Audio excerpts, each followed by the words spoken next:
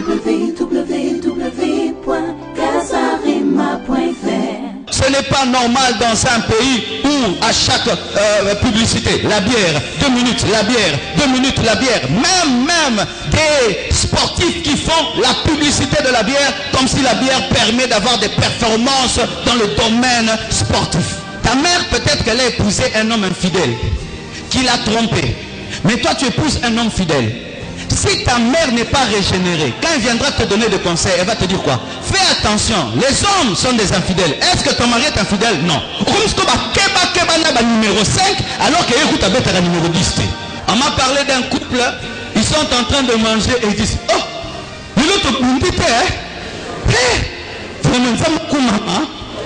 quelques minutes après, Baba Andi Lissus. Pour voir plus de vidéos chrétiennes en exclusivité, tapez www.casarema.fr. Nous acclamons le Seigneur Jésus-Christ de Nazareth. Et que Dieu vous bénisse et qu'il bénisse ce dimanche des couples. Alléluia. Le thème de mon message ce matin, c'est 14 phrases qui révèlent qu'un couple est malade. Tu peux dire à ton voisin, 14 phrases qui révèlent qu'un couple est malade. Encore. Nous nous tenons debout pour lire 4 passages des Écritures. À la compassion dimanche, je ne lis pas la Bible de voix, chacun la lit, non, chacun lit sa propre Bible. Proverbe 18, verset. Même si tu n'as pas de Bible, viens-toi seulement debout pour aussi honorer la parole de Dieu. Proverbe 18, verset 21. Vous y êtes? 1, 2, 3. Amen.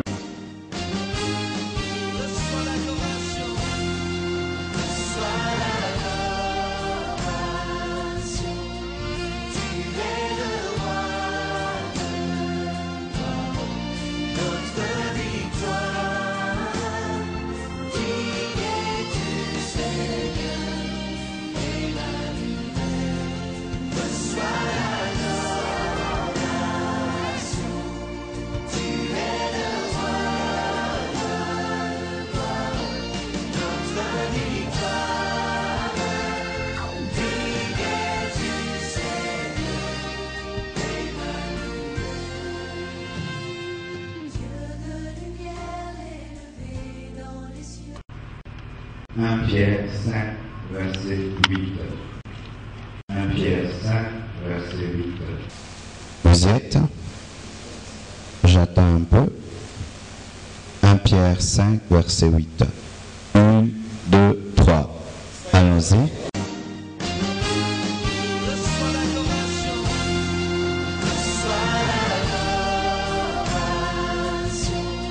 Nous terminons avec Matthieu 23, verset 27. Matthieu 23, verset 27.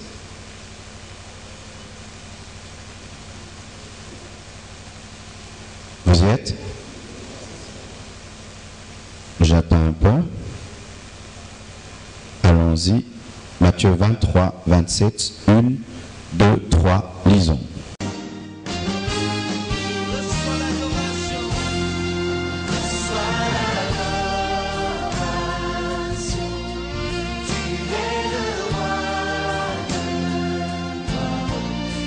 Que Dieu bénisse sa parole. Asseyez-vous, s'il vous plaît. Je répète le thème de notre message ce matin. 14 phrases qui révèlent qu'un couple est malade. Pourquoi est-ce que je parle de couple? Parce qu'il n'y a pas de famille sans couple. Ce sont les couples qui engendrent les familles. Et donc, si les couples sont malades, automatiquement, les familles seront également malades. Si le couple de ton père et de ta mère est malade, même si vous êtes des bons enfants, votre famille sera malade. 14 phrases, il y a plus que cela, il y en a 20, il y en a 30, mais pour raison de temps, nous n'allons parler que de 14 phrases qui révèlent qu'un couple est malade. Proverbe 18, verset 21 nous dit que la vie et la mort sont au pouvoir de la langue. Et dans le domaine du couple, c'est que les conjoints disent, déterminent la viabilité de leur couple. Un couple dans lequel les conjoints ne font que s'insulter, ne font que se maudire, ne font que se chamailler, ce couple ne vivra pas parce que les paroles qui sortent ne sont pas des paroles de vie, sont des paroles de mort. Et ceux qui vivent dans les compliments, vivent dans le pardon, ceux qui vivent dans l'encouragement, verront leur couple vivre parce que la vie est dans leurs paroles. Luc 6, 45 nous dit que c'est de l'abondance du cœur que la bouche parle. Donc la bouche ne peut parler sans que le cœur ne soit rempli. Avant que la bouche ne parle, il faudrait d'abord que le cœur soit rempli. Avant qu'une parole sorte de la bouche, il faut que le cœur soit rempli. C'est pourquoi il ne faut jamais prendre à la légère une parole, parce que toute parole vient de la plénitude du cœur. La parole, c'est le débordement du cœur. Et lorsque quelqu'un te sort une mauvaise parole, donc son cœur est rempli de mauvaises choses. Lorsque quelqu'un te sort une bonne parole, donc son cœur est rempli des bonnes paroles. Ce qui fait que ces 14 phrases que je vais énumérer ne sont pas des phrases à prendre à la légère, parce qu'elles proviennent de la plénitude du cœur. Elles proviennent d'un débordement. Ce n'est pas un hasard lorsque un conjoint, une femme, un homme peut dire ces 4 choses. C'est souvent parce que cette personne est infectée par un virus que ce matin j'appelle un démon. 1 Pierre 5, verset 8, la Bible nous dit « Soyez sobres, veillez, parce que votre adversaire, le diable, rôde comme un lion rugissant, cherchant qui dévorer. Et le diable rôde autour des couples. Lorsque vous venez à l'église et vous vous mariez, sachez, bien-aimés, que le diable, après, va commencer à rôder autour de votre couple pour vous amener à divorcer. Et s'il ne vous amène pas à divorcer, pour vous amener à être malheureux dans votre foyer. Le diable rôde pour détruire, il rôde pour voler, il rôde pour amener le divorce. Et s'il n'amène pas le divorce, il rôde pour transformer vos foyers en enfer sur terre. Alléluia.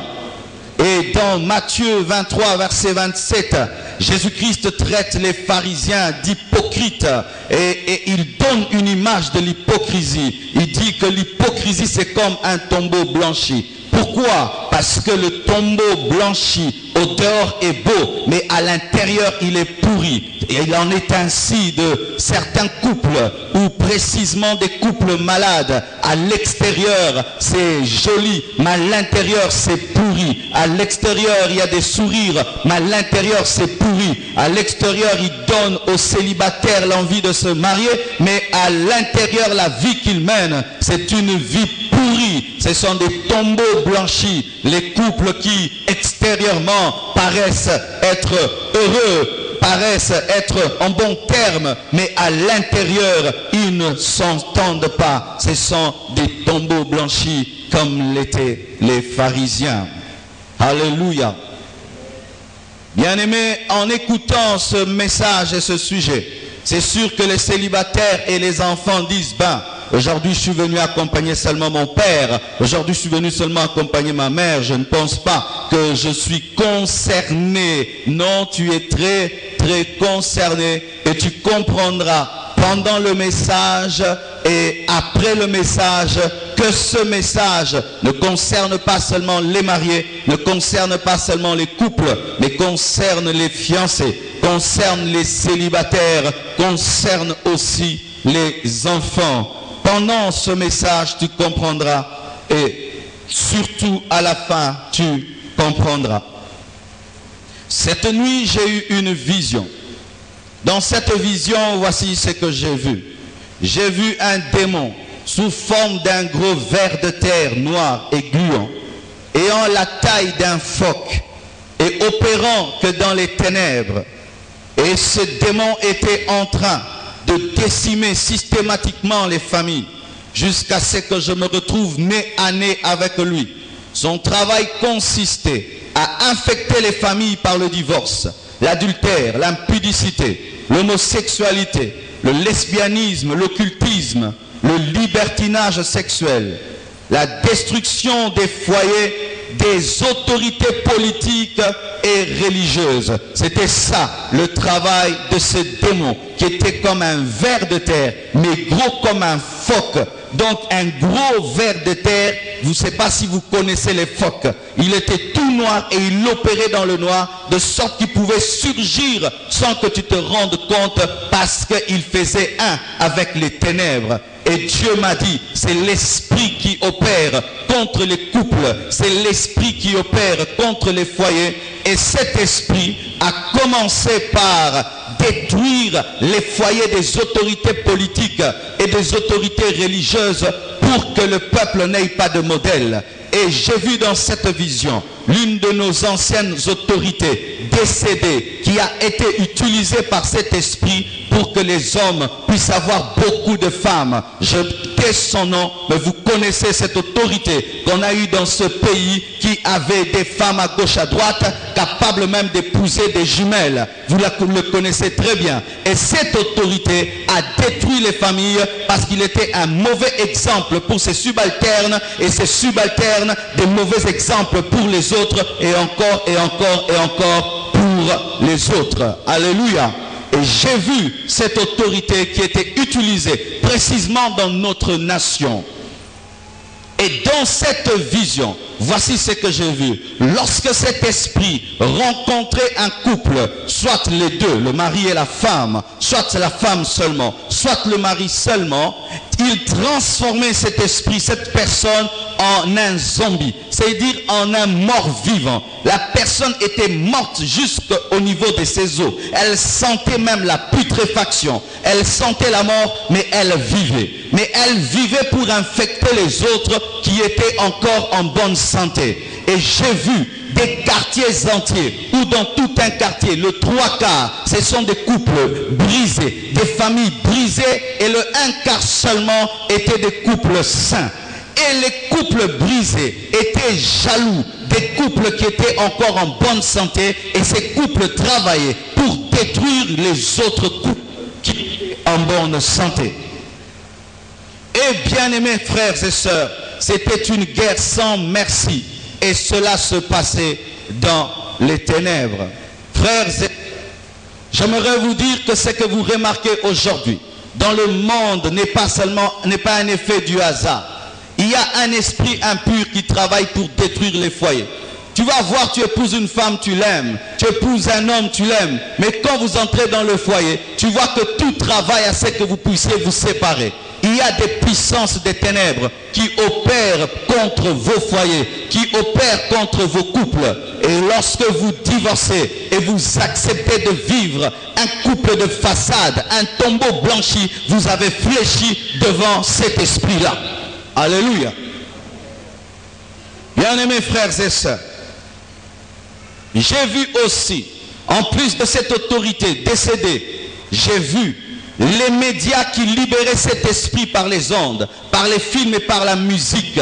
Bien-aimé, aujourd'hui, quand tu regardes les films ne poussent pas à demeurer avec sa femme. Les films d'aujourd'hui ne poussent pas à rester fidèle pendant des années. La plupart des films d'Hollywood poussent au divorce. Vous trouvez dans ces films des femmes rebelles. Vous trouvez dans ces films des hommes adultères. Vous trouvez dans ces films des enfants rebelles.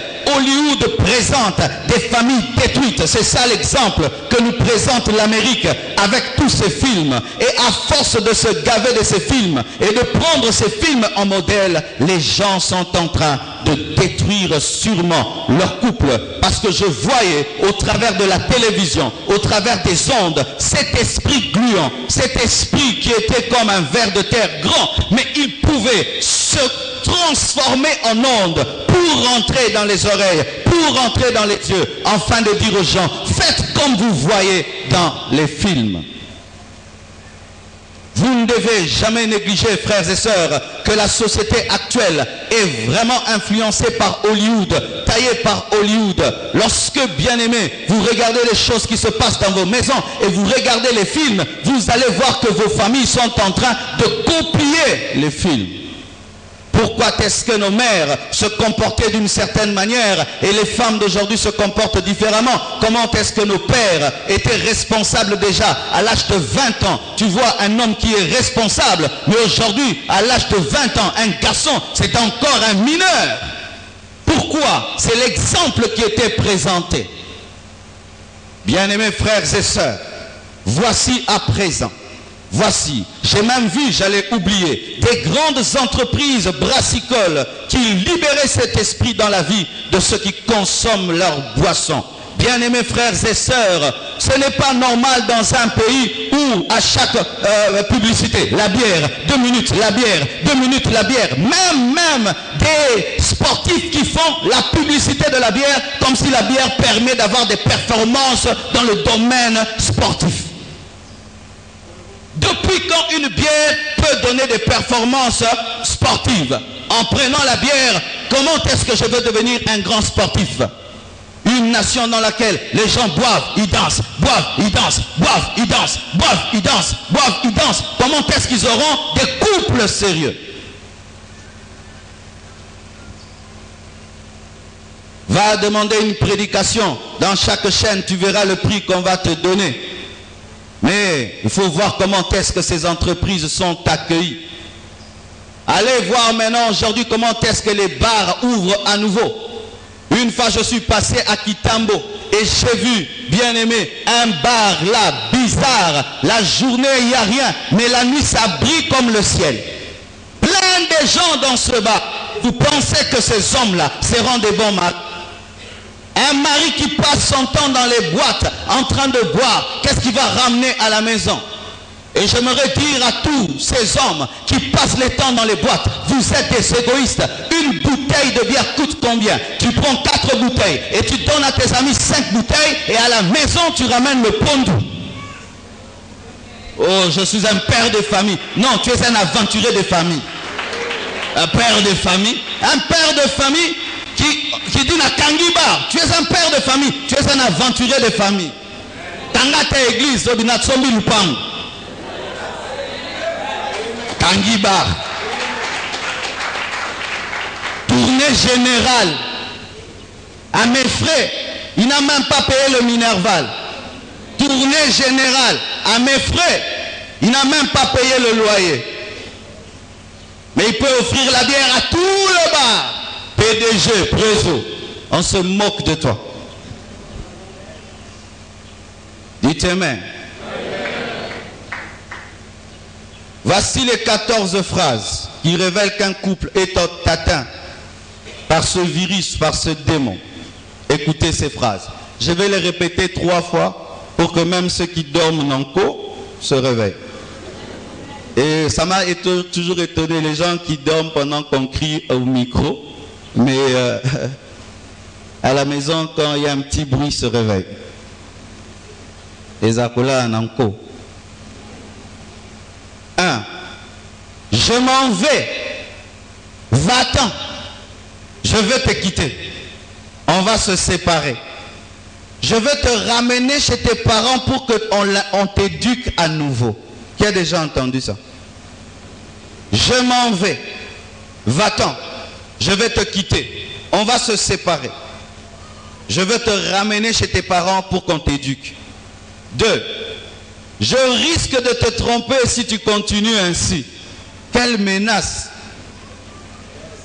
Toi, à l'allure là, là, je vois que tu me tromperas un jour. Quelle prophétie. 3. Vous les hommes, vous les femmes, vous êtes les mêmes. Comme s'il a épousé tous les hommes et toutes les femmes. 4. Je regrette de t'avoir épousé.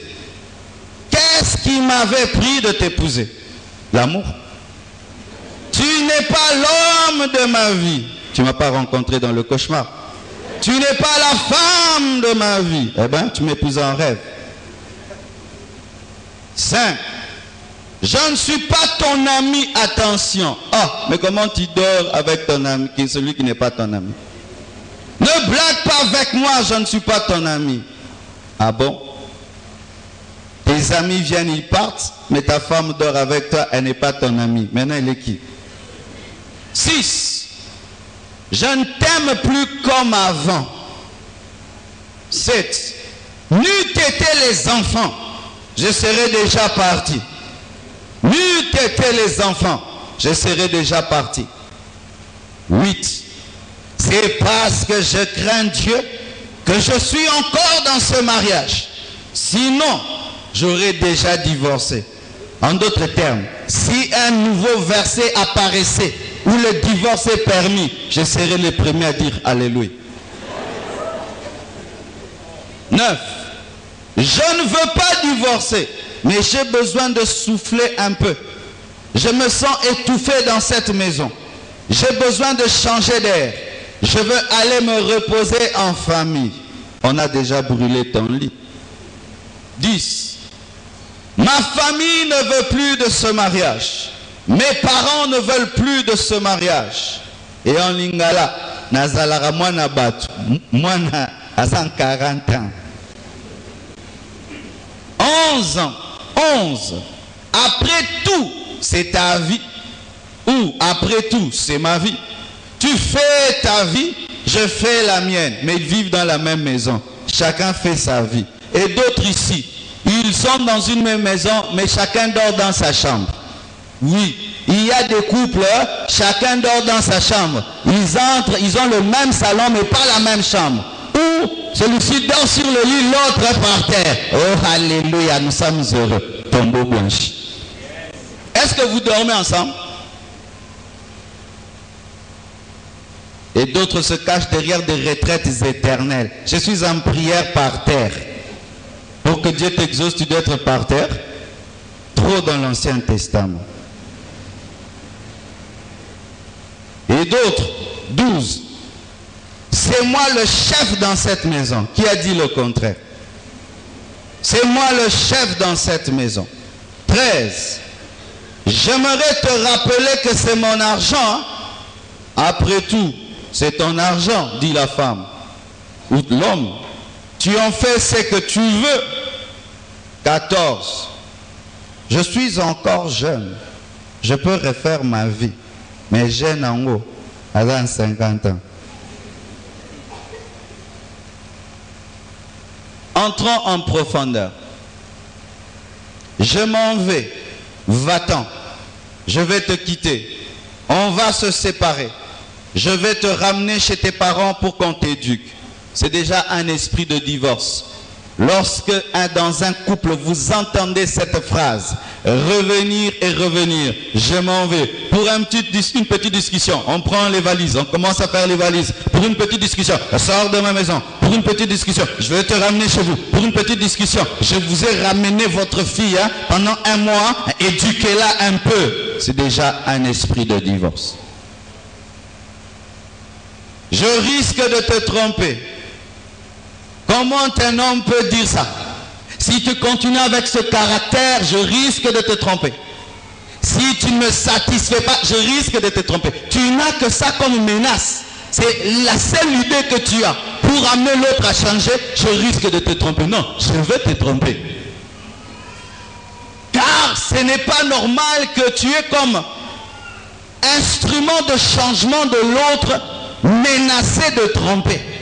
Je risque de te tromper.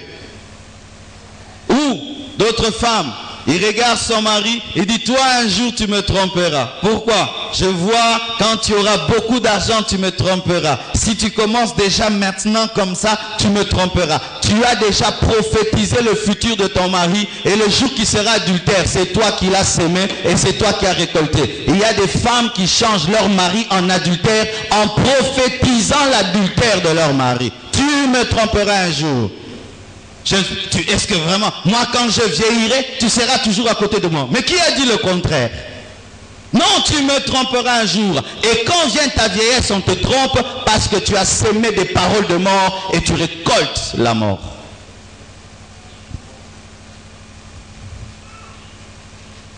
Vous les hommes, cela révèle l'induction. Jugez la masse sur base d'un petit échantillon. Jugez un homme sur la base des blessures intérieures. Jugez une femme sur base de ton passé. Bien-aimé, si tu es resté dans ton passé, il ne fallait pas te marier. Si tu étais blessé par un homme, tu étais blessé par une femme, et tu entres dans le mariage, et que là tu commences toujours à rappeler à l'autre tes blessures, bien-aimé, tu fais de lui un hôpital. Vous les femmes, vous êtes les mêmes. Tu n'as pas épousé les femmes, tu n'as pas épousé les hommes, tu as épousé la femme, tu as épousé l'homme. Et tu dois accepter que ta femme est particulière, ton mari est particulier, et ne jamais dire à ta femme vous les femmes ou vous les hommes, parce qu'il n'est pas vous les femmes, il n'est pas vous les hommes, c'est ton mari, c'est ta femme, et elle est particulière et il est particulier. Je regrette de t'avoir épousé. Ça donne un chaos debout. Quand dans le foyer, une femme ou un homme peut dire à son mari ou à sa femme, je regrette de t'avoir épousé, c'est un chaos debout. C'est-à-dire que la personne est dans le foyer, mais elle sait qu'on ne l'aime pas, c'est une erreur. Je suis une erreur. Donc là, on attend ma mort pour maintenant bien se marier. Et il y a des frères qui prient que leur mari meurt, leur femme meurt, des femmes qui prient pour la mort de leur mari. Sorciers, pentecôtistes, désirant la mort de leur conjoint, désirant l'infidélité de leur conjoint, qu'ils tombent même dans l'adultère, qu'elles tombent même dans l'adultère, comme ça que je puisse me séparer. C'est une erreur que j'ai faite. Je ne suis pas ton ami. Attention. Oh, tu ris avec tous tes amis, tu blagues avec tout le monde, mais tu ne peux pas rire avec ta femme. Quand tes amis blaguent avec toi, il n'y a pas de problème. Quand tes voisins blaguent avec toi, il n'y a pas de problème. Mais si ta femme veut blaguer avec toi, du coup, je ne suis pas ton ami. Mais ta meilleure amie, c'est ta femme. Ta meilleure amie, c'est ta femme. Et bien aimé, il n'y a pas quelqu'un qui t'aime plus que ta femme et qui peut continuer ton travail plus que ta femme. Les amis viendront, partiront, mais ta femme restera toujours là. Mais il y a des hommes qui ont comme principe, la femme c'est une subalterne, elle ne peut pas devenir mon amie, c'est archi faux. Ton ami c'est ta femme. Ta première amie après Dieu, après le Saint-Esprit, c'est ta femme. Et tous ces hommes qui causent bien avec tout le monde, sans bien causer avec leur femme, vous êtes malades. Vous êtes malades. Vous avez le bokono. Ailleurs, à la maison. Ça va à la maison. Tu joues avec moi. Ben, tu fais du théâtre de chez nous. Tu fais du théâtre de chez nous. C'est elle à qui tu dois te confier, avec elle tu dois dialoguer et te révéler tel que tu es, parce que c'est elle la mère de tes enfants, c'est elle qui va bâtir ton futur, et tu ris avec tout le monde, tu causes bien avec tout le monde, sauf la personne à qui tu as mis l'anneau au doigt. Tu as mis donc l'anneau au doigt à tes amis. Je n'ai jamais vu un homme ici venir avec ses amis et puis on les bénit ensemble. Je ne vois qu'un homme avec une femme et on vous bénit. Mais maintenant, elle est venue avec toi devant Dieu et on vous a béni. Mais il y a un boudaka, au gorjaka, au bousaki, au poli. Mais ailleurs, tu es cool. Mais tu es cool. Mais on te fait, tu donnes de $1000. Tu es cool et tu donnes de $500. Mais là où tu ne payes rien, tu boudes.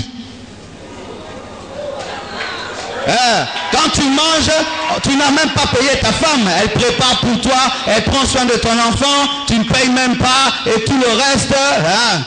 Et quand même tu sors dehors, tu dois donner beaucoup d'argent pour qu'on te donne un peu de plaisir. Mais elle est toujours là, mais tu hontes. Tu es un escroc. Excusez-moi, moi je parle comme ça. Ah oui, parce que si les femmes devaient faire payer à leur mari tous les services rendus en termes de services. Comment bah 10 000 $, hein?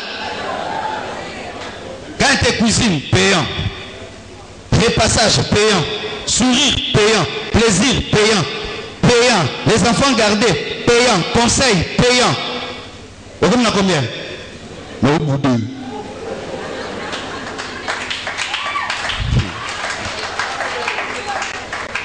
Il n'y a pas beaucoup d'amènes parce que Bakolo Matéa, c'est très calme. Les spectateurs n'est pas actifs. Mais j'arrive vers vous bientôt. Je ne t'aime plus comme avant. Ça veut dire que tu ne m'aimes pas. Je ne t'aime plus comme avant. Il y a des gens qui disent, je t'aime, mais plus comme avant. Pourquoi? Tu as grossi. Et toi, tu n'as pas grossi? Oh, tu n'es plus aussi jeune qu'avant. Et toi, papa, tu es toujours jeune. Prenons la photo du jour du mariage. C'est vous deux qui avez changé. Mais les hommes se plaignent du changement des femmes sans se plaindre de leur propre changement. Vous deux, vous êtes en train de vieillir ensemble. Quand tu t'es marié, tu n'avais pas cette calvitie. Tu l'as maintenant, mais elle t'aime avec ton cocoli. Mais elle l'a aussi avec ses changements. Je t'aime, mais plus comme avant. Ça veut dire quoi maintenant? Ça n'a pas de sens. Mais il y a aussi des femmes qui disent à leur mari, je t'aime, mais plus comme avant. Donc tu aimes quelqu'un d'autre plus que moi maintenant. Oh Jésus, Jésus ne peut pas t'empêcher de m'aimer comme avant.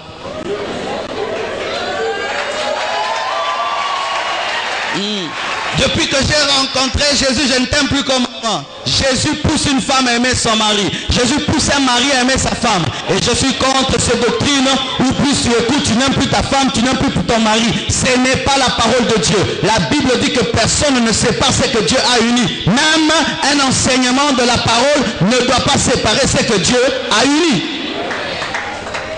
Lorsque une femme commence à fréquenter une église, et si elle n'aime plus son mari, un homme commence à fréquenter une église et n'aime plus sa femme, c'est une mauvaise église. Dans une bonne église, on te rend fou de ton mari, folle de ta femme. Oui, mais dans une mauvaise église, on te pousse à avoir une spiritualité déséquilibrée, où tu jeûnes beaucoup et tu ne t'occupes pas de ta femme, tu jeûnes beaucoup et tu ne t'occupes pas de tes enfants. Ce n'est pas un équilibre, tu es encore sur la terre, et si tu es irresponsable dans tes devoirs sur terre, tu n'es pas spirituel.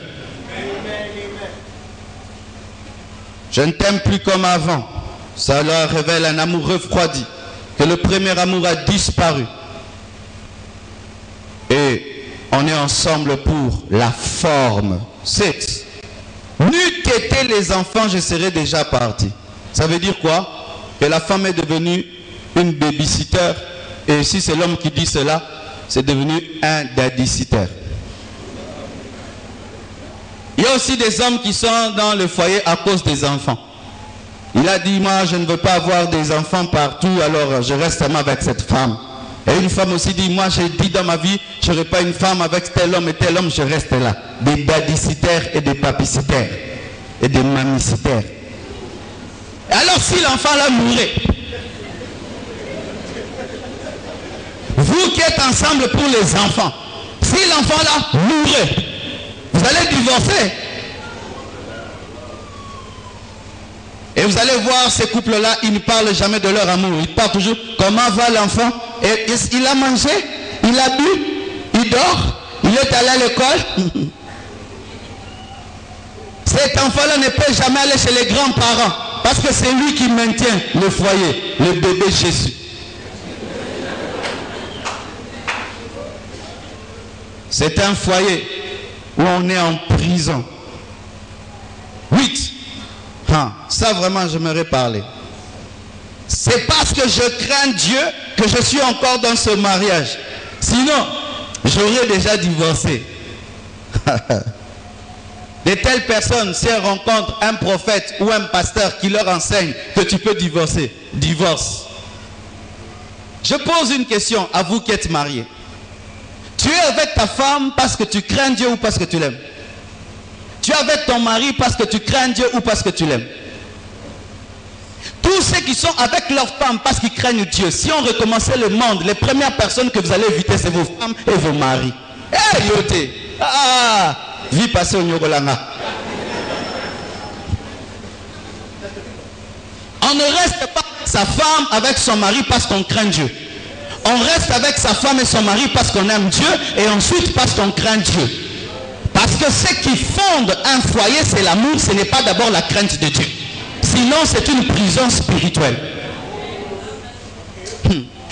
Maintenant, si tu es dans le foyer parce que tu crains Dieu et ta femme n'est pas spirituelle ou ton mari n'est pas spirituel, il va commencer à utiliser ta spiritualité pour te maltraiter. Ah frère, tu es fâché. Ah, je ne me fâche pas. Ah frère, et j'ai entendu un homme de Dieu qui dit, non, ma femme commence à blaguer avec moi à cause du sacerdoce. Non, quitte sa Bible n'a au nom de Jésus. On n'est pas dans le foyer par crainte de Dieu parce que le foyer n'est pas une prison. On est dans un foyer parce qu'on aime. Mais si votre foyer subsiste seulement à cause de la peur d'aller en enfer, votre foyer est malade. 9. Je ne veux pas divorcer, mais j'ai besoin de souffler. Je me sens étouffé dans cette maison. J'ai besoin de changer d'air. Je veux aller me reposer en famille. Comme on entend des frères, des sœurs. Oh, où est ta femme? Elle est en vacances. Où? Chez ses parents. Pourquoi? Elle est trop fatiguée de moi. Et quand maintenant, au lieu de rechercher à résoudre le problème, tu fuis le problème qui est dans ta maison en allant souffler, tu risques de voir Bathsheba. David a vu Bathsheba en allant souffler. C'est en se reposant qu'il est tombé parce qu'il n'a pas trouvé le repos près de sa femme. Car comment est-ce qu'un homme qui venait de dormir avec sa femme pouvait encore convoiter? Parce que normalement il devait être satisfait. Il vient de dormir avec sa femme, il se lève, il voit une femme, il tombe encore avec elle. Donc, il ne trouvait pas le repos dans sa maison. 12. C'est moi le chef dans cette maison. Ah. Tout le monde voit que c'est toi qui as un pantalon. Si tu entends, ah c'est 10, hein? Ça va, je reviendrai. C'est moi l'homme dans cette maison. Quand tu entends dans un foyer tout le temps, c'est moi le mari, c'est moi le chef, il y a une crise d'autorité. Soit la femme est insoumise, soit l'homme a un complexe d'infériorité. Je répète. Soit la femme est insoumise et il faut tout le temps lui rappeler qui est le chef, soit il y a un complexe d'infériorité, un homme qui ne croit pas qu'il est un homme. Un véritable chef ne dit pas qu'il est chef, mais on sent qu'il est chef. Le lion ne dit pas qu'il est le lion, il rugit et tout le monde se tait, même l'éléphant, malgré sa grandeur. Mais si tout le temps dans ton foyer, tu dois montrer ta chefferie, tu es un chef coutumier. Qui a mangé ma viande? Pourquoi tu t'assieds sur ma chaise? Quand je parle, personne ne répond. Chef coutumier.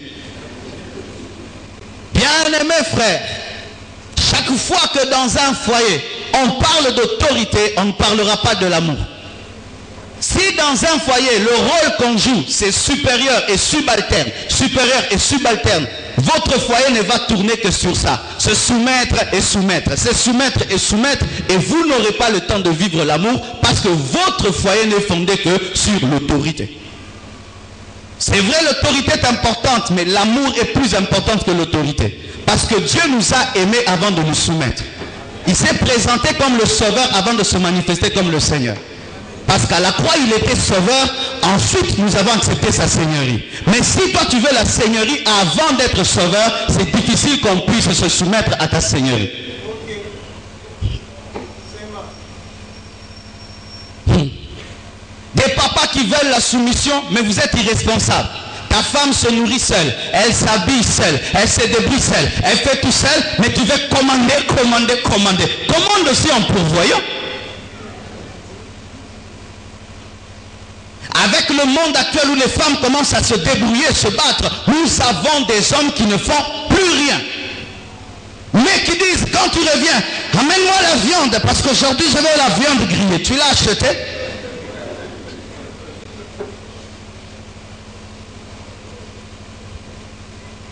Encore. Ma famille ne veut plus de ce mariage. Mes parents ne veulent plus de ce mariage. Moi Nabatou. Pour l'interprétation, je suis l'enfant d'autrui. Cela révèle une influence négative des parents. Des parents qui, malgré que les enfants sont mariés, sont toujours là, en train de suivre les détails. Vous mangez comment? Vous faites quoi? Papa a fait quoi? Ton mari t'a dit quoi? Ta femme a dit quoi? Des parents omniprésents. La femme toujours chez ses parents. Le garçon toujours chez ses parents. Et vous subissez l'influence de papa et de maman. Et ce que vous ne comprenez pas, c'est que votre couple, c'est votre couple. Ça ne sera jamais une copie conforme du couple de vos parents. Parce que tu n'as pas épousé ta mère et tu n'as pas épousé ton père. Je donne un exemple. Ta mère, peut-être qu'elle a épousé un homme infidèle qui l'a trompé. Mais toi, tu épouses un homme fidèle. Si ta mère n'est pas régénérée, quand elle viendra te donner des conseils, elle va te dire quoi? Fais attention, les hommes sont des infidèles. Est-ce que ton mari est infidèle? Non. Numéro 5, alors que écoute avec la numéro 10. Maman, est-ce que Bali numéro 9? Il y a Balaki numéro 9.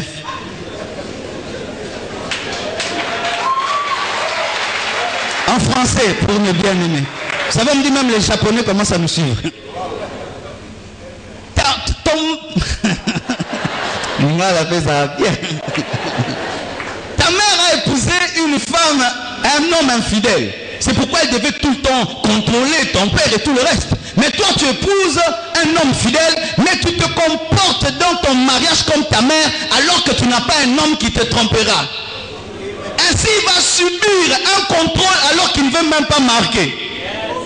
C'est comme si vous mettez 5 personnes contre les gardiens.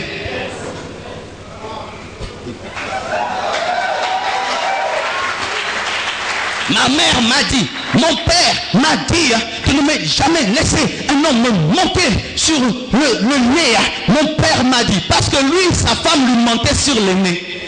Maintenant, pense que toi, tu as épousé une femme qui va te monter sur le nez, alors que toi, tu as épousé une femme plus soumise qu'une moulouba.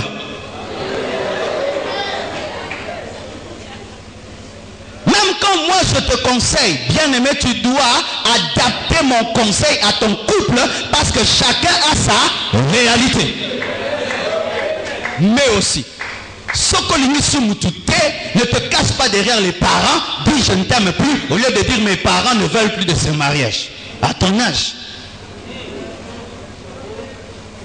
Quelqu'un qui a 45 ans, il va dire à sa femme, papa ou maman, ne veulent plus de ce mariage, comme si c'était Guélor qui a 15 ans. Mon famille a décidé.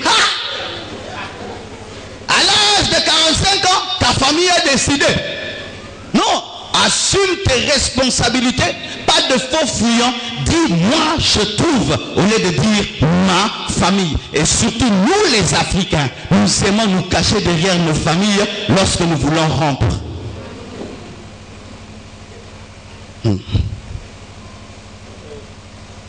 Une autre chose, après tout c'est ta vie ou après tout c'est ma vie. Tu fais ce que tu veux et je fais ce que je veux. Un foyer où la femme sort quand elle veut, elle rentre quand elle veut, le mari sort quand tu veux, il rentre quand tu veux, il fait de son argent ce qu'il veut, la femme fait de son argent ce qu'il veut, la femme s'habille comme elle veut, le mari s'habille comme il veut, il a les amis qu'il veut, la femme a les amis qu'elle veut, elle mange ce qu'elle veut, ceci mange à 11h, l'autre à 15h, ceci dort à 10h, après avoir regardé tous les films, l'autre dort avant. Ils sont mariés? Non, ce sont des locataires qui payent un même loyer. Ce sont des habitants d'une même maison.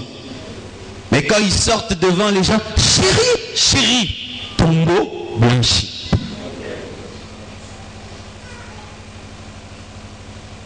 Une autre chose, j'aimerais te rappeler que c'est mon argent. Après tout, et la femme peut te dire, ouais, c'est ton argent, tu en fais ce que tu veux. Cela révèle un sans-foutisme, mais déjà un esprit de séparation des biens et des richesses. C'est pourquoi moi je conseille aux chrétiens, lorsque vous allez vous marier et que vous faites le mariage civil, de choisir le régime marital, matrimonial, c'est cela? Ah, juriste. Tu ne connais pas les 3 régimes? Communauté des biens, matri? Pas de séparation de biens, mais communauté de biens. Pourquoi? Parce que ce qui est à moi est à ma femme, ce qui est à ma femme est à moi, comme tout ce qui est à Christ est à nous, et tout ce qui est à Christ est à nous, et ce qui est à nous est à Christ. Mais lorsque vous vous mariez et tu dis, c'est ma télé, c'est ma voiture, c'est mon ceci, c'est mon cela, bien aimé, déjà il y a un esprit de séparation, et dans ce domaine, nous les Africains, nous ne devons pas imiter les Blancs. Non, peut-être qu'elle m'a épousé pour mon argent, il ne fallait pas l'épouser. Comment tu as peur de la cupidité de l'autre, mais tu l'épouses, et puis tu dis séparation de biens, de peur qu'elle t'ait épousé pour ton argent. Mais alors il ne fallait pas l'épouser, parce qu'on n'épouse pas quelqu'un en qui on n'a pas confiance. Ce qui est à toi est à toi, ce qui est à moi est à moi. Comme ça, si nous nous séparons, il n'y aura pas de problème. Déjà, vous vous prédisposez à vous séparer. Mais quand vous mettez vos biens ensemble, vous manifestez la foi que vous n'allez jamais vous séparer. Et nous, nous vivons par la foi. Nous ne nous marions pas pour divorcer. C'est pourquoi déjà nous unissons nos biens. Je vais parler encore. Des fois les hommes, comme c'est nous qui travaillons plus et qui ramenons plus l'argent à la maison, nous pensons que par le fait de ramener l'argent à la maison, cela nous donne tous les droits. Mais si tu vas bien au travail, c'est parce que quelqu'un reste à la maison aussi.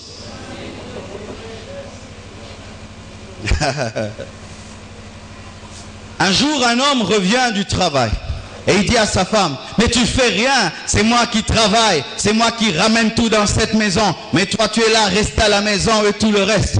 Ah, et la femme lui dit, je ne fais rien, ça va, on va échanger un peu de rôle. On va chercher ton patron, s'il peut m'engager pendant 1 mois, je fais ton boulot. Et toi, pendant 1 mois, tu fais mon boulot. Tu fais rien que j'ai fait parce que moi, je fais rien. 1 mois, le mari à la maison. Le matin, le bébé.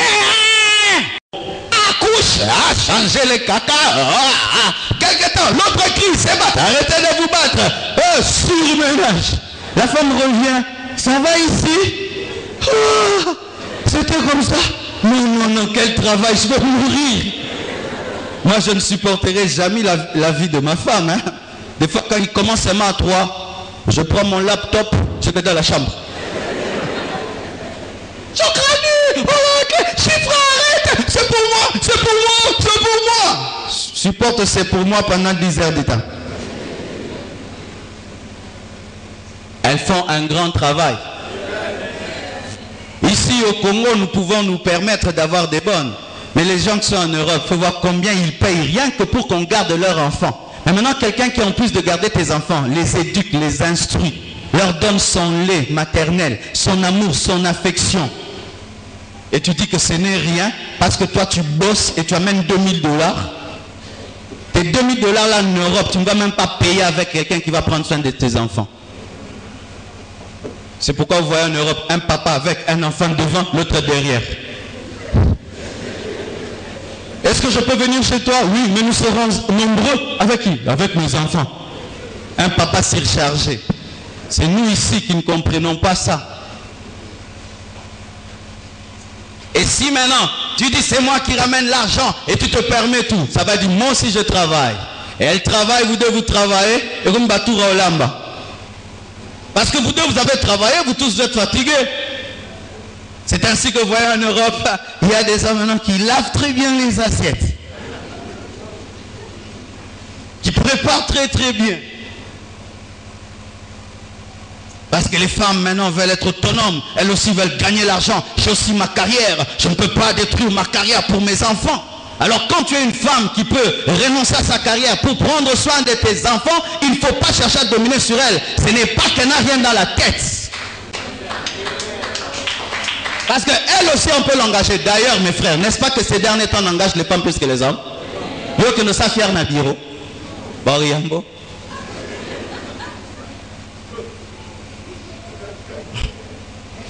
Patron, mon CV là va te chasser. Et ta femme peut dire oui, engagez-moi.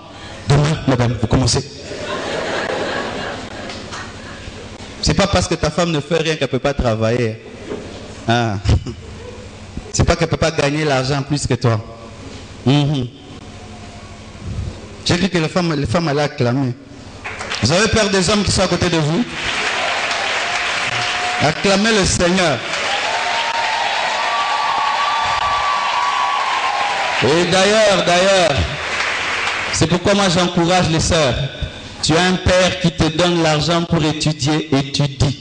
Il te donne l'argent pour être licencié, sois licencié. Tu trouves le boulot, travail, pour qu'on ne puisse pas te dire c'est mon argent.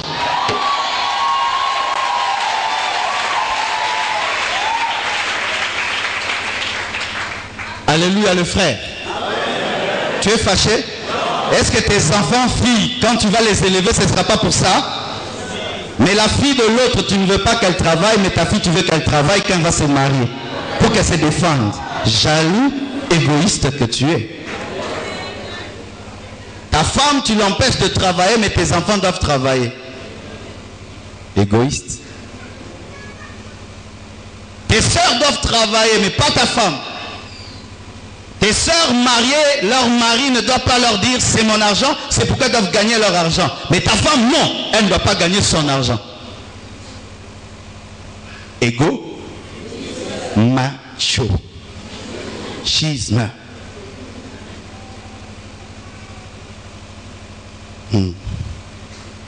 14. Je suis encore jeune, mais je peux refaire ma vie. Oui. Mais sache que lorsqu'on refait la vie, on laisse toujours les bouts de sa vie dans l'autre vie et on ne recommence pas totalement. Je vais t'expliquer. Tu vois un habit qui est là, si tu le déchires et tu le colles à un autre habit, il aura perdu quelques brides qui vont rester dans l'autre. Et il ne va pas partir à 100% là-bas, parce qu'il va laisser une partie de lui là-bas.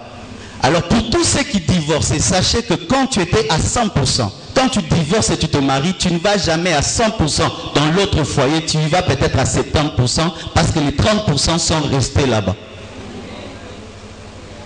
C'est pourquoi le divorce crée plus de problèmes que rester ensemble. Et d'ailleurs, il a été démontré que lorsqu'une personne divorce une fois, elle peut divorcer deux fois. C'est pourquoi les gens ont peur d'épouser les divorcés. Pourquoi? C'est déjà bon mal balade. Il est déjà allé au tribunal et dire à la femme à qui il a mis l'alliance, je ne t'aime plus. Donc il peut aussi te le dire à toi parce que quand même il est déjà entraîné. Et lorsque le diable t'a déjà vaincu une fois dans un domaine, il sait comment revenir deux fois dans le même domaine. C'est ainsi que les divorcés divorcent encore facilement. Et tu ne résous pas le problème en divorçant. Écoutez maintenant. À vous les enfants, quand vous entendez vos parents dire ces choses, ces 14 choses, vous commencez à les entendre dans votre foyer. Même si vos parents n'ont pas divorcé, une maladie est entrée dans votre maison, un esprit est entré, un démon est entré. Et si vous ne réagissez pas dans la prière, dans les jeûnes, et si vous êtes mature pour les conseiller, et si vous ne les conseillez pas dans les années qui viennent, vos parents vont divorcer. Ils seront malheureux, vous serez aussi malheureux. Imaginez qu'à mon âge ici, que j'apprenne que mes parents vont divorcer. N'est-ce pas que ça va déranger même au ministère? Alors quand tu vois de telles paroles qui commencent à sauter, qui commencent à aller gauche, droite, sache qu'il y a une maladie, car c'est de l'abondance du cœur que la bouche parle. Mais il y a des enfants qui voient de telles choses, ils disent, les parents se chamaillent, ils ne se chamaillent pas, ils révèlent leur maladie. Tes parents sont en paix 2 jours et en guerre 5 jours. On m'a parlé d'un couple, ils sont en train de manger et ils disent, oh, quelques minutes après, Baba André. 1 mois de paix, 11 mois de guerre, et vous êtes en paix à la bonne année et à la Noël. Après la guerre encore. Quand vous êtes des enfants et vous remarquez cela dans votre famille, dans votre maison, commencez à prier. Et si vous êtes mature, parlez aux parents. Ah oui, parlez aux parents. Une fois dans ma vie, j'étais à peine converti. J'entends mes parents se chamailler dans la chambre et tout. Je viens et je frappe. Coco. Oui. C'est qui? C'est Marcelo. J'entre. Je vous ai entendu parce que ma chambre est à côté de la vôtre. J'ai entendu ce que tu as dit, papa. Non, j'ai entendu. Mais non. Cette décision-là que vous voulez prendre, est-ce que vous pensez aux petites sœurs? En ce temps-là, j'étais le seul converti. J'ai dit, moi, je connais Dieu. Si vous faites ça, j'ai maintenant une autre famille, l'église, je vais me débrouiller. Mais mes petites sœurs là, très jolies là, si vous vous séparez, si elles deviennent des prostituées, Dieu va vous demander. C'est tout ce que j'avais à vous dire. Tous les lots, basés ensemble. Mais il y a des enfants, quand les parents se chamaillent, il y a côté lui, papa. Vraiment, maman, tu exagères. Papa, qu'elle parte. Ah, sorcier pentecôtiste. D'ailleurs, Dieu m'avait dit que c'est elle qui bloque ta destinée. Oh, frère en Christ, qui participe au divorce de tes parents.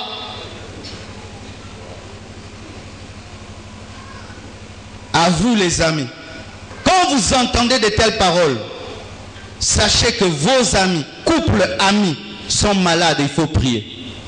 Car des fois, les couples ne se confient pas aux pasteurs, ne se confient pas aux parents et aux parents, mais les couples amis se confient entre eux. Et qu'est-ce qui arrive? Ton ami te dit, te révèle ses maladies, tu le prends à la légère. Alors qu'il est en train de te faire signe, mon foyer est en train de mourir, nous allons divorcer. Mon foyer est en train de mourir, nous allons divorcer. Au lieu que tu le prennes à cœur et que tu pries, que tu jeûnes et que tu les conseilles et que tu les amènes à résoudre le problème, tu le prends à la légère. Je bénis Dieu. Un jour, j'ai vu un papa de cette église m'amener à la maison son ami, me chercher au téléphone des jours et des jours. Il dit, mon ami veut divorcer, mais je lui ai dit, avant de prendre cette décision, il doit t'écouter. Et il l'amène à la maison. Je dis, parle. Le monsieur parle pendant des heures. Et puis une sagesse divine m'est donnée. Je lui parle. Et il dit, ça va pasteur. Je ne vais pas le faire, je ne vais pas divorcer. Qui a sauvé son ménage? Son ami. Attache-toi à un ami qui veille pas seulement sur tes finances, mais sur ton foyer. Lorsque tu commences à devenir un mauvais père de famille, qui te dit, toi aussi tu commences à trop découcher. Comment tu commences à rentrer à 23 heures? Un ami, c'est celui-là. Pas quelqu'un qui assiste à ta déchéance et qui te voit sombrer et il ne réagit pas. Ce n'est pas un ami, c'est le sorcier de ta vie. Un vrai ami t'aide à garder ce que tu as de plus cher. Et après Jésus-Christ de Nazareth, ce que nous avons de plus cher, ce sont nos familles.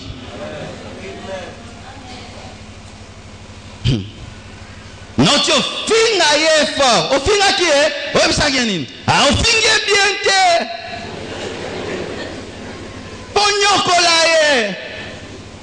Et ça, tu appelles ça ami. Un ami qui te pousse à détruire ton foyer. Écoutez maintenant, chers fiancés. Les fiancés, balancez les mains. D'autres, je ne savais pas. Vous n'êtes pas encore venu me dire. C'est pas grave. Si un avion n'a pas de vitesse au décollage, c'est un crash. Et si vous, avant même de vous marier, vous avez déjà ces 14 paroles, les paroles de marié, alors ne vous mariez même pas. Vous êtes un crash. Je répète. Si étant fiancé, vous déjà, ce sont déjà ces paroles. Mais vous n'êtes pas encore ensemble. Vous vous parlez déjà ainsi. Ne vous mariez pas. Vous êtes un crash. C'est-à-dire que vous avez un avion sans moteur mais qui veut décoller.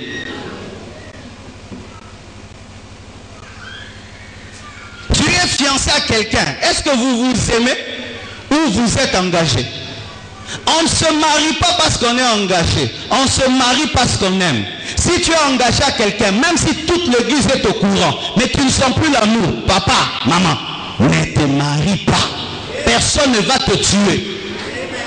Même Jésus rend les fiançailles. C'est pourquoi il y aura des chrétiens non enlevés.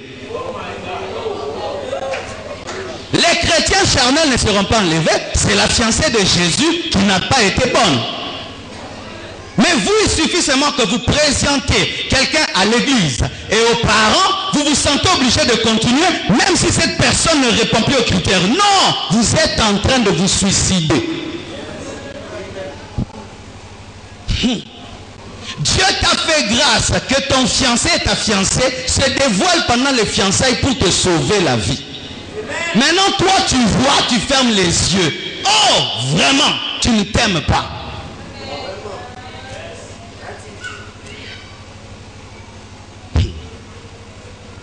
Dernièrement, un frère m'appelle de l'Europe. Il dit, pasteur, j'aimerais que tu casses avec telle fille. Je dis, pourquoi? Elle me dit, cette fille veut se marier, mais elle m'aime. Oh, je dis, comment? Elle dit, oui, elle m'aime. Nous Facebookons, très bien. Mais elle veut se marier. Et quand on cause, je sens qu'elle m'aime, elle n'aime pas cet homme. Je dis, ah non, c'est pas vrai. Je dis, demande-la de venir me voir. Et la fille vient me voir.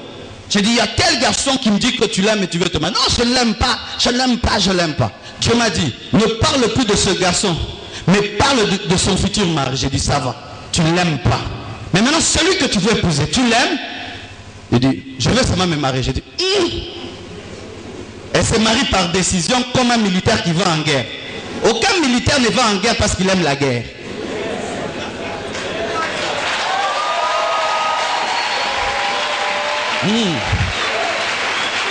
Et maintenant je dis, quand tu te vois l'épouser, l'embrasser, ça te fait dire, hey, ça m'énerve. Et là elle commence à dire, le pasteur, plus je le vois, plus je le hais. Je dis, maintenant tu veux te marier? Oui, j'ai déjà loué la salle. Toute la famille est au courant. L'église, tout le monde, on a déjà présenté à l'église. J'ai dit, ma sœur, sans prophétie ni vision, tu seras malheureuse. Ne te marie pas. Blesse les parents, fais pleurer tout le monde. Ils vont oublier. Mais toi, tu vas pleurer toute ta vie. Elle dit non, je dois me marier. Je dis, ça va. Elle partira. Une semaine après m'appelle. Elle dit, pasteur, j'ai la paix. J'ai dit qu'elle est mariée. Elle dit, ah, je ne suis pas mariée. Je dis, comment tu as fait? Ah, j'ai dit la vérité à tout le monde. Hein. Et je suis heureuse. Et ben, monsieur Boba la caca. Et vous voyez ces gens le jour qui s'approchent. Pourquoi tabou? Oui. Osa abattoir de l'ibala. Où t'abondes de Bokota? Bokan sa ole la bolingo. Non sa nini sa pe. Non sa nini. Le tintinga.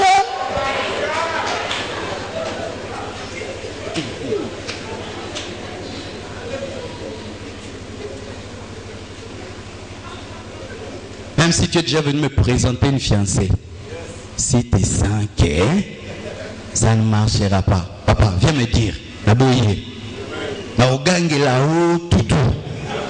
Mais, on tient du côté au bas là. Et en français, j'oublie toujours. Même si tu es déjà venu me présenter une fille, un homme, mais tu viens me dire que tu ne l'aimes plus, je pourrais te gueuler et tout. Mais je ne peux jamais te forcer à épouser un homme, une femme que tu n'aimes pas. Et tous les hommes de Dieu qui ont osé forcer les gens à se marier sans amour ont commis la pire erreur de leur ministère parce qu'ils ont engendré des futurs divorcés.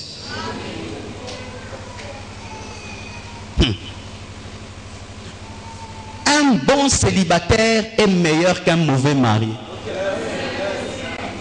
Tu vois comme tu es célibataire là, après le culte tu sors, personne ne va te dire où tu vas, d'où tu viens, que fais-tu. Mais si tu épouses une mauvaise personne, qu'elle te dit où tu viens, méchant.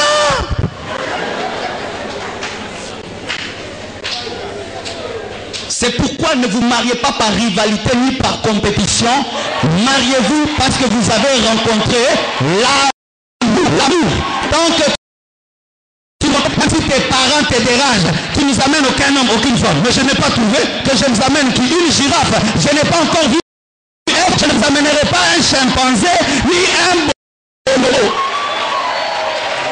Tu risques d'épouser un chimpanzé, un bonobo spirituel, parce que Ève n'est pas encore créée. Laisse Dieu t'endormir, tu trouveras Ève. Mais si tu subis la pression de la famille, tu vas ramener un chimpanzé. Oh, c'est ma femme. Ah, oui, le chimpanzé ressemble à l'homme, mais il n'est pas l'homme. Et tu risques d'épouser une femme qui ressemble à la femme de ta vie, mais ce n'est pas la femme de ta vie. Épouser un homme qui ressemble à l'homme de ta vie, mais ce n'est pas l'homme de ta vie. Oh, tous mes amis se sont mariés, mais parce qu'ils ont trouvé mes parents m'aimaient. Ce n'est pas la compétition ni la rivalité. Que les robes blanches ne vous trompent pas. Et les chéris et les pleurs. S'ils se sont mal choisis, même si je les bénis, je bénis un mauvais choix. C'est un louba. Des fois, vous pensez que les mains du pasteur sont une machine à changer un mauvais conjoint en bon conjoint. Non, je n'ai pas ces dons-là. Ce n'est pas dans les dons spirituels. Tu vas épouser un homme avec un mauvais caractère, une femme avec un mauvais caractère, tu sais qu'à Zambizalelima. Et puis tu l'amènes ici, quand je vous bénirai, un miracle. Je vais prier seulement que vous soyez fécond.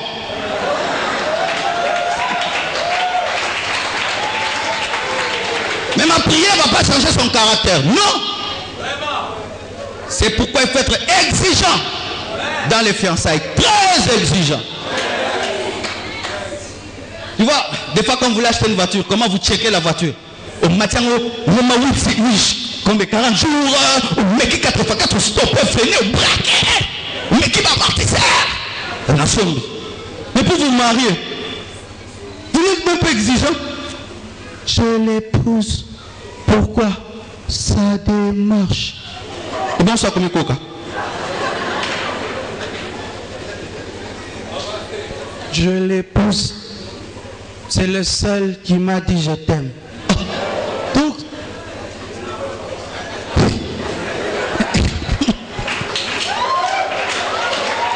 toi tu épouses quelqu'un parce que c'est le seul à te dire je t'aime. Oh.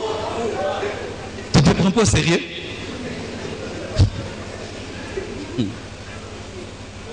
Je l'épouse parce que j'avais demandé à Dieu un signe, que la première personne qui me saluera après le culte soit elle.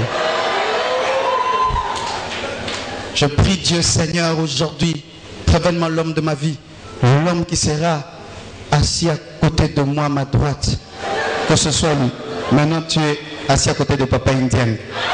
Il est déjà marié.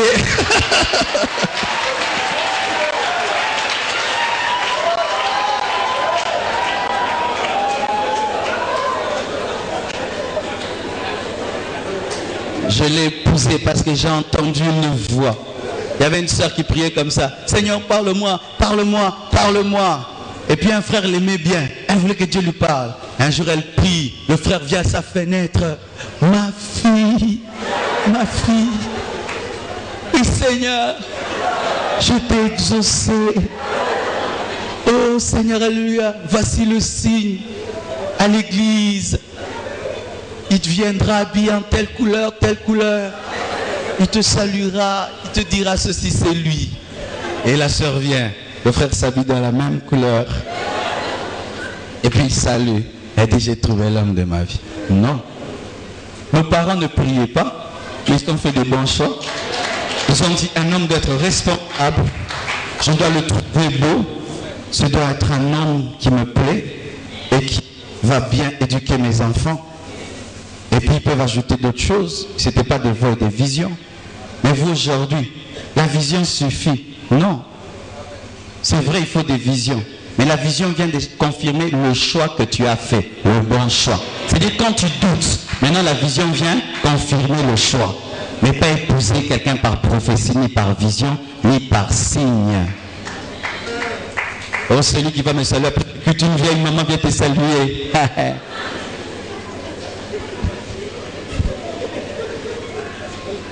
Épouse-la.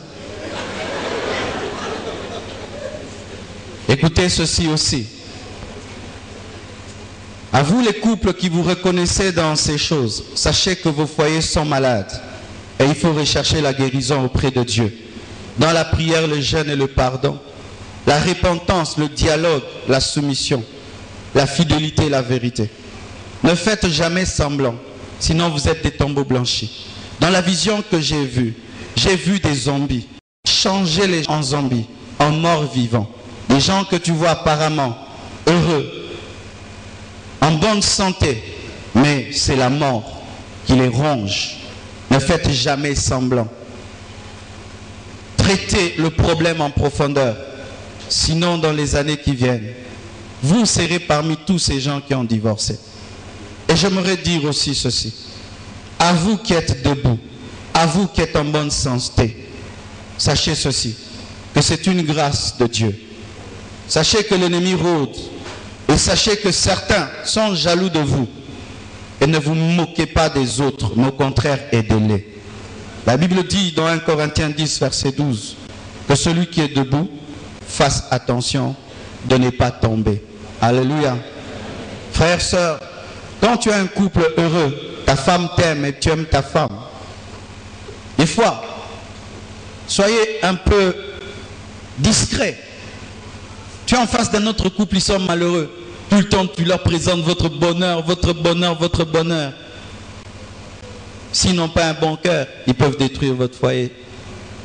Rien que seulement pour ne plus vous voir heureux. Et dans la vision, j'ai vu ça. Et il y a des choses que Dieu ne m'a pas dit de révéler. J'ai vu quelqu'un qui est allé aider un couple, mais en aidant, on l'a fait tomber. Et beaucoup même de serviteurs de Dieu dans notre nation sont tombés ainsi. Il avait un bon foyer et il va aider. Et en aidant, c'est là où il est tombé. Ne vous moquez jamais des couples qui sont malades. Dieu risque de frapper votre couple afin que vous sentiez ce que les autres sentent. Parce que des fois, dans certains couples, la seule conversation, c'est se moquer des autres couples.